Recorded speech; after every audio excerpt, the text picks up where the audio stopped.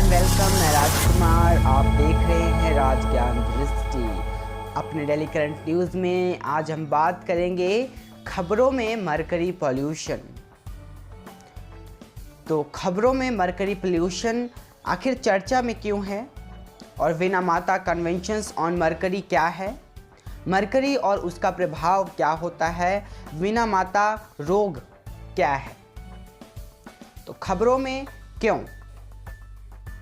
हाल ही में इंडोनेशिया ने एक वैश्विक घोषणा की जिसमें पारा यानी मरकरी पर मिनामाता कन्वेंशंस के पक्षकारों से पारे के अवैध व्यापार से निपटने का आह्वान किया गया है।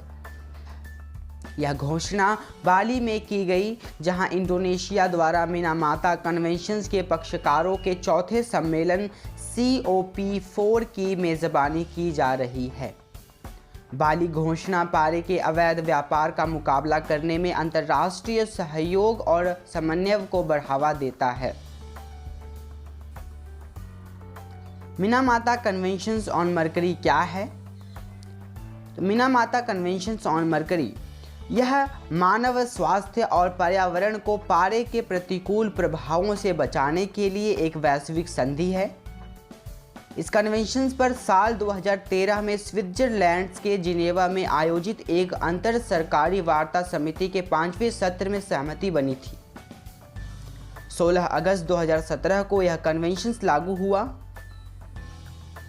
यह कन्वेंशन पारे के अंतरिम भंडार और इसके अपशिष्ट के निपटान व दूषित स्थलों के साथ साथ स्वास्थ्य संबंधी मुद्दों को भी संबोधित करता है।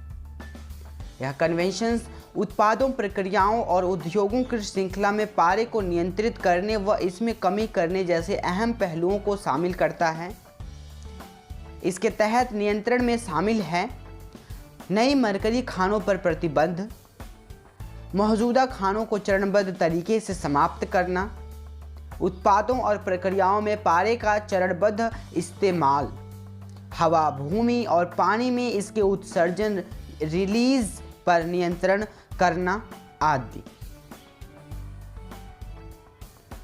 कन्वेंशंस की पुष्टि करने वाला देश इन नियंत्रणों और उपायों को लागू करने के लिए अंतर्राष्ट्रीय कानून द्वारा बाध्य है। वर्तमान में 137 देश इस कन्वेंशंस के पक्षकार हैं। 2014 में भारत ने इस कन्वेंशंस पर हस्ताक्षर किए थे, जबकि उसकी पुष्टि 2018 में की गई थी। मरकरी और उसका प्रभाव। मरकरी एक प्राकृतिक रूप से पाया जाने वाला तत्व है जो हवा, पानी और मिट्टी में पाया जाता है। इसकी थोड़ी मात्रा में भी संपर्क में आने से गंभीर स्वास्थ्य समस्याएं पैदा हो सकती हैं। इसके अलावा यह गर्भाशय में दौरान शिशु के विकास के लिए भी खतरनाक है। यह तंत्रिका तंत्र, पाचन एवं प्रतिरक्षा प्रणाली, फेफड़ों, गुर्दों, त्वचा और आंखों को विषाक्त रूप से प्रभावित कर सकता है। विश्व स्वास्थ्य संगठन WHO द्वारा मरकरी को प्रमुख सार्वजनिक स्वास्थ्य चिंता के शीर्ष 10 रसायनों या रसायनों के समूहों में से एक माना गया है। पारे से विषाक्त भोज्य पदार्थों के सेवन करने से विनामाता रोग हो जाता है। आमतौर पर लोग मछली और सेलफिश का सेवन करने के कारण मिथाइल मरकरी एक कार्बनिक यौगिक के संपर्क में आते हैं। मिनामाता रोग क्या है। यह मिथाइल मरकरी विषाक्तता के कारण होने वाला एक विकार है। इसे पहली बार जापान के विनामाता खाड़ी के निवासियों में पाया गया था, जो कि मरकरी पारा से संबंधित औद्योगिक कचरे से दूषित मछली खाने के कारण पूरे क्षेत्र में फैल गया था। इस रोग में संवेदी हानि और श्रवण एवं हृदय हानि जैसे प्रभाव शामिल हैं। मिथाइल मरकरी एथिल मरकरी के काफ़ी अलग है और एथिल मरकरी का उपयोग कुछ टीकों में एक संरक्षक के रूप में किया जाता है और इसके स्वास्थ्य को कोई खतरा नहीं होता है।